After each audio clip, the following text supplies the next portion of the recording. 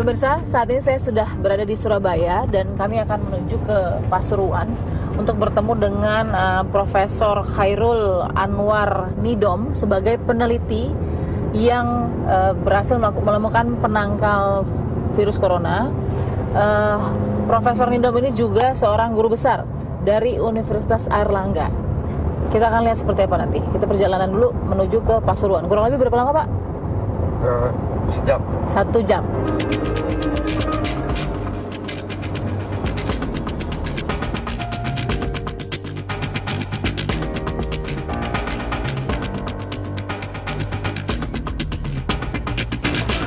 Ya, saya sudah sampai di Pasuruan setelah perjalanan 1 jam dari Surabaya, dan kita sudah tiba di laboratorium Profesor Nidom Foundation sebagai peneliti penangkal virus corona. Kita akan lihat seperti apa.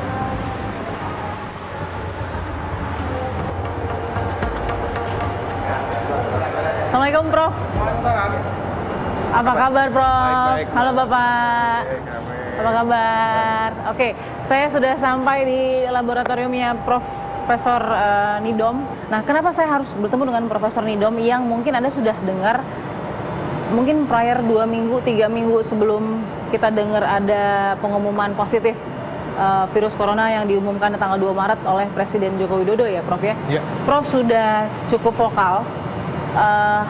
Saya nggak tahu platform apa yang Prof pertama pilih untuk kemudian menyuarakan bahwa ada, saya harus klarifikasi, obat penangkal atau vaksin corona yang disebutkan oleh Prof Nidom bisa jadi salah satu solusi. Sebetulnya kami untuk virus memang belum fokus kepada corona.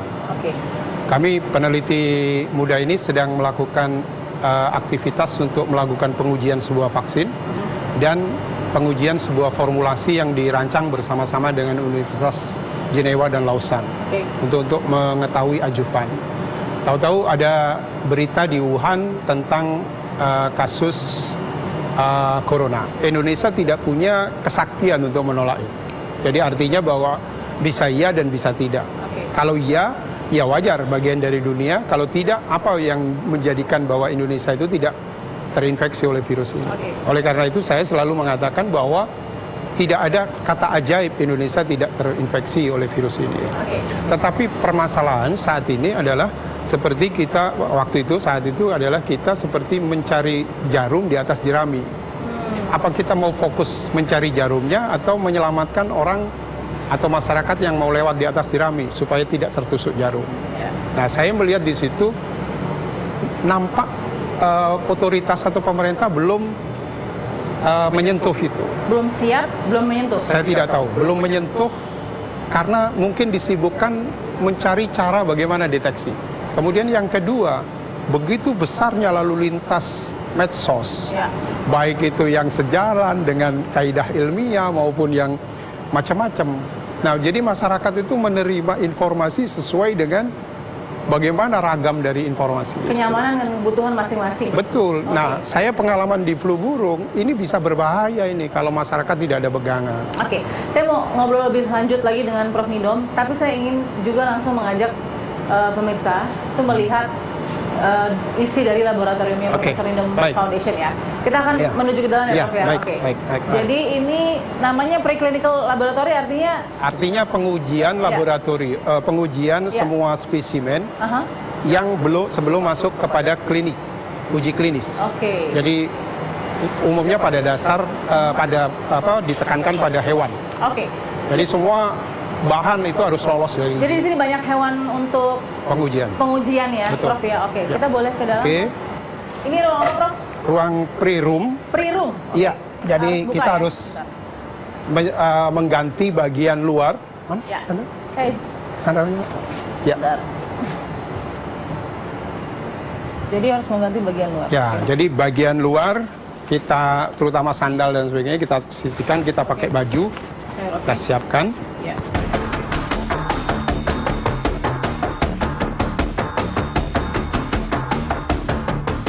Ini harus menggunakan APD karena di dalam itu seperti apa, Prof? Ya, di dalam itu kan banyak kuman yang ada di dalam tidak boleh tersentuh kepada peneliti. Kemudian juga pada waktu keluar udaranya harus bersih. Jadi BSL 3 itu untuk melindungi peneliti dan lingkungan. Jadi semuanya serba menggunakan filter. Filter, sorry. Ya.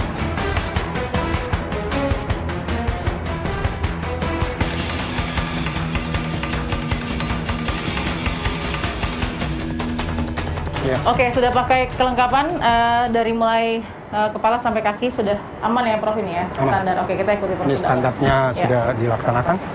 Nah, Ada Prof Nidom dan Dr. Balkis juga di sini. ini kita pintu masuk. Oke. Ya, itu ini adalah ruangan untuk menyesuaikan dari luar tadi sampai Ini, masuk ke dalam. Kita masuk ke dalam Oke. SL3. Jadi hewan ini dijamin untuk tidak kontaminasi, Jadi ini steril gitu ya? steril. Ini jenisnya Hewan ini adalah ferret yang merupakan hewan golden animal Iya. untuk pengujian pada saluran pernapasan. Oke. Jadi influenza, corona dan sebagainya itu harus menggunakan ini.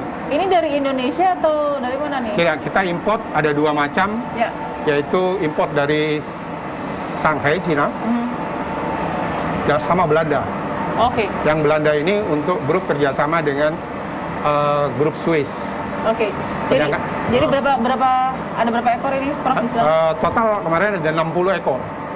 60 ekor. Ini Ya. semua yang akan membantu dalam proses pengujian. Ya, tergantung pada pengujian apa saja, termasuk vaksin, termasuk juga empon-empon itu. Oke. Karena itu untuk mencegah saluran pernapasan yang ingin kita buktikan. Oh, oke. Baik. Di sebelah sini ada Ya, jadi ini tempat untuk melakukan sesuatu. Mana? Ya. Tempat untuk melakukan sesuatu dan ini macam-macam jamunya. Nah, ini yang Prof uji Ya, sejak 2007-2008. ya. Prof, saya baca di situ ada virus X. Ya. Itu virus yang digunakan untuk melakukan pengujian seperti apa? Jadi kami memang memberikan kata X untuk menghindari bagi para peneliti yang menggunakan. Oke. Jadi supaya ada blind information supaya mereka juga tidak tahu Ya. itu virus apa. Oke. Tapi yang kita gunakan adalah virus yang keganasannya itu hampir sama dengan corona. Nah, kita kalau mau melakukan pengetesan seperti apa Ya, biasanya? silakan. Ini mau di Ini ferret yang akan diuji cobakan. Halo, namanya siapa? Ini jadi pengujiannya ya, paling tidak ya? Ya, sudah di anestesi kan. Sudah di anestesi. Oh, oke. Jadi nanti akan semuanya ferret ini ya? Ya, semua ferret. Jadi ntar ini mau diuji temperaturnya. Ya. Bisa. Itu ditimbang dulu.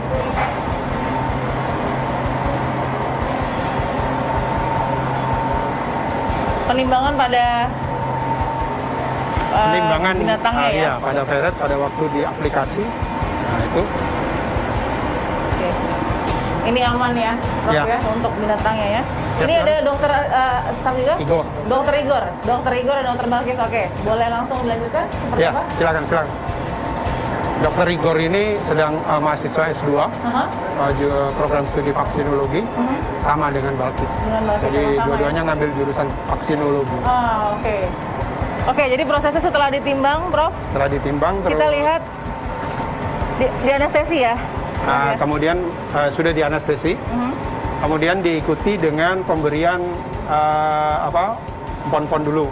Oke. Nah, itu adalah formulasi kami pertama. Isinya ramuan ini apa, Prof? Terdiri dari jahe, Jahe, kemudian temulawak, temulawak, terus kunyit, kunyit, serai. sama serai.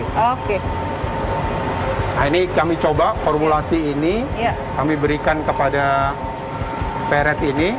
Nah, kemudian nanti bagaimana reaksi terhadap mikroorganisme. Apa itu? Mencit. Mencit. Oke. Jadi disondakan. Nah, dijilat-jilat gitu kan. Supaya dia ikut. Nah.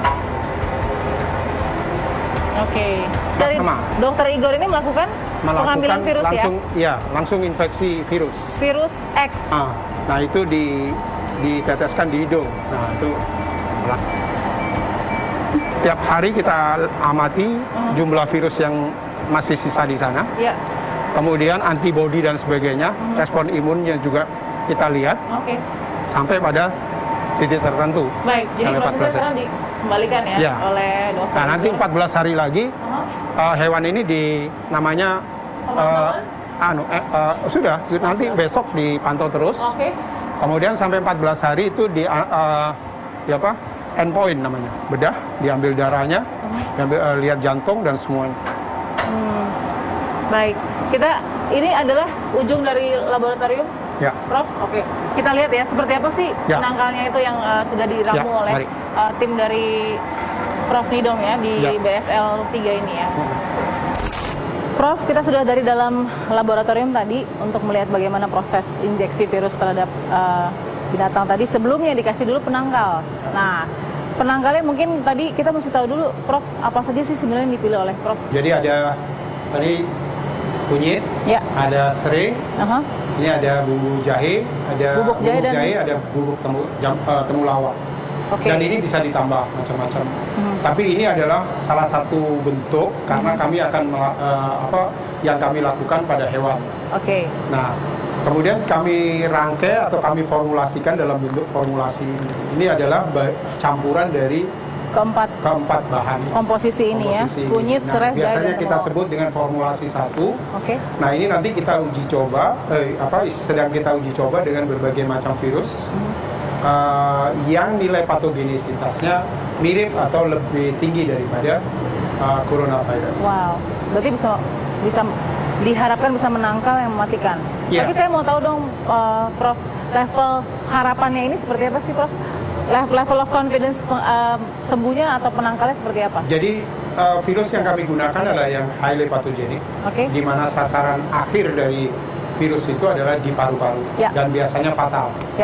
Jadi kami harapkan bahwa dengan pemberian empon-empon ini, maka hewan tersebut tetap survive tanpa mengganggu fungsi organ. Baik, terima kasih Prof atas penemuannya. Mudah-mudahan ramuan yang bukan obat ya ini ya, saya harus pastikan lagi ini adalah penangkal. Justru kita harus ingat kembali peribahasa kita yang selalu kita gunakan, sedia payung sebelum hujan, ya Prof ya. Itu yang mesti kita ingat terus lagi dan kita teruskan, kita sebarkan agar orang kemudian tidak sibuk-sibuk mengobati dan kemudian akhirnya menjadi polemik begitu ya di mana-mana. Kita temukan fakta berikutnya.